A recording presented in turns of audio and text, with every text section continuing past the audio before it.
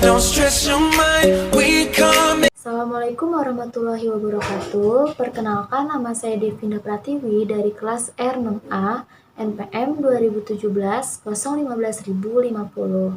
Di sini saya akan mempresentasikan tentang mata kuliah konseling format khusus pertemuan ketiga mengenai layanan konsultasi. Yang pertama itu ada deskripsi umum layanan konsultasi.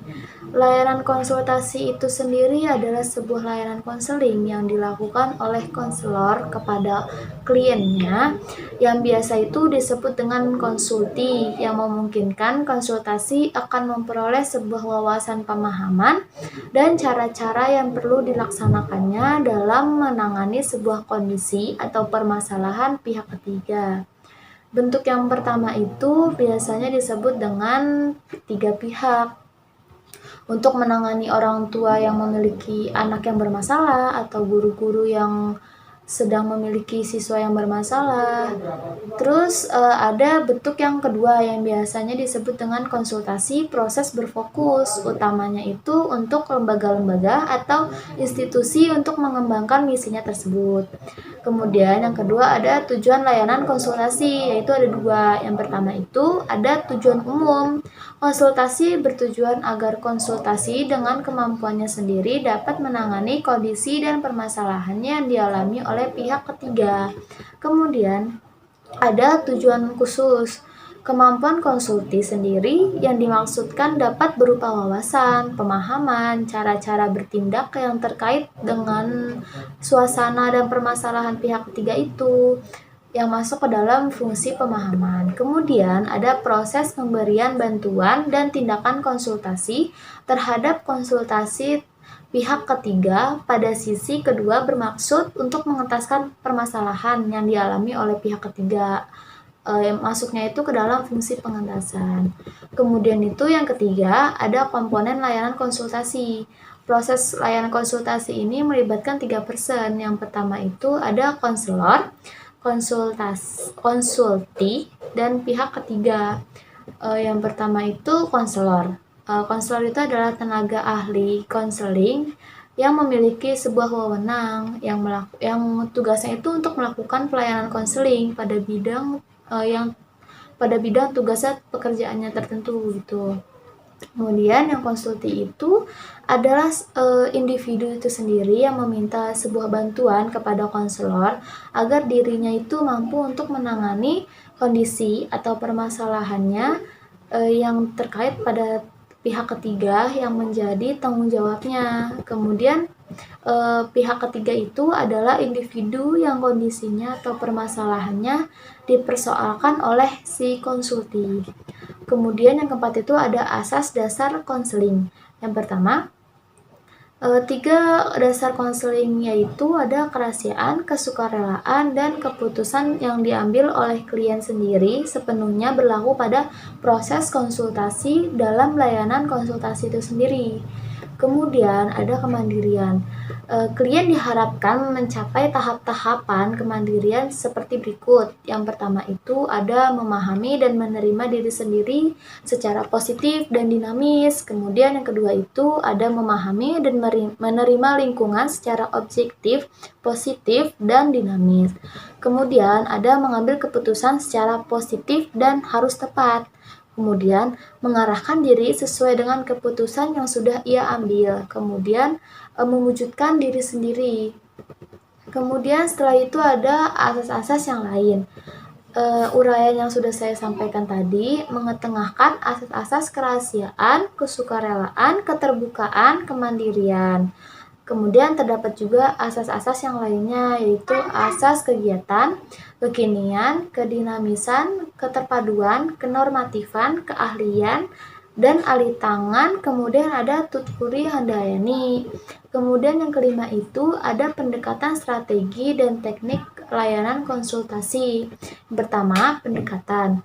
Perbedaan pokok antara layanan konseling perorangan dan layanan konsultasi itu bahwa pada konseling perorangan, penanganan permasalahan pada klien langsung dilakukan oleh konselor, sedangkan konsultasi penanganannya adalah pihak ketiga, yaitu seseorang atau sejumlah individu yang mengalami permasalahan dilakukan oleh konsulti setelah berkonsultasi dengan konsultan atau yang bisa kita sebut itu konselor.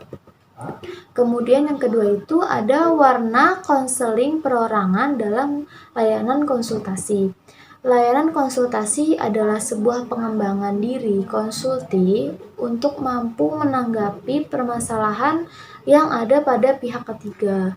Namun, dalam proses layanan seringkali arah itu tidak langsung terarah pada pihak ketiga. Seringkali materi layanan justru tertuju kepada diri konsulti itu sendiri. Kemudian terdapat teknik. Yang pertama itu ada teknik umum. Pengertiannya adalah yaitu sejumlah tindakan yang dilakukan oleh konselor.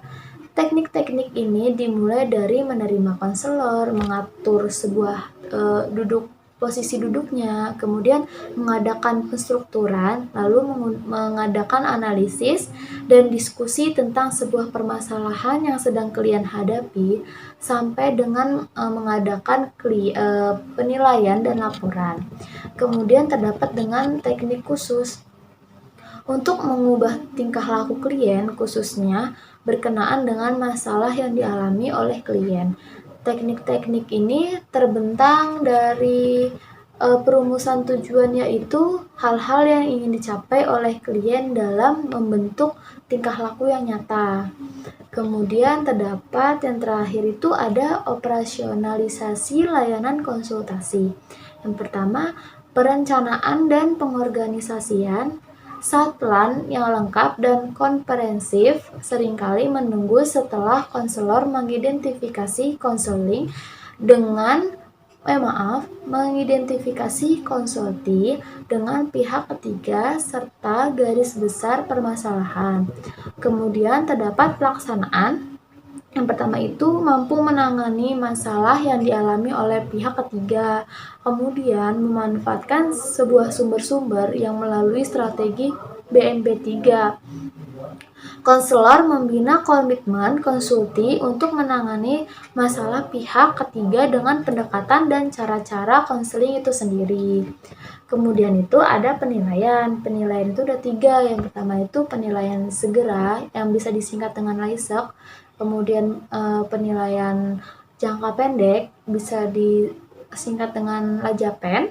Kemudian ada penilaian jangka panjang yang bisa disebut dengan LAIJAPANG gitu.